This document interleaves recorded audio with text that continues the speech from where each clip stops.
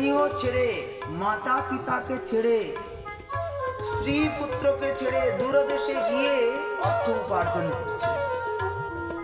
তো সেই ব্যক্তি যেমন করে অর্থ উপার্জন করছে, নিজে সুখ পাচ্ছে, আর সেই অর্থ তার স্ত্রী পুত্র পরিবারকে দিয়ে তাদেরকেও সুখী দেখতে চাইছে।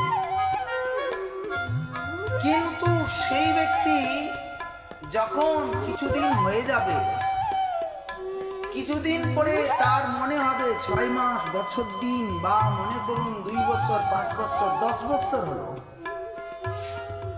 যখন 10 বছর হয়ে গেছে তখন সেই ব্যক্তি ছটফট করতে থাকে, কবে আমি বাড়িতে ফিরে যাব। সেইখানে টাকা পয়সা সুখ সুবিধার কোনরূপ কোনো অভাব থাকে না।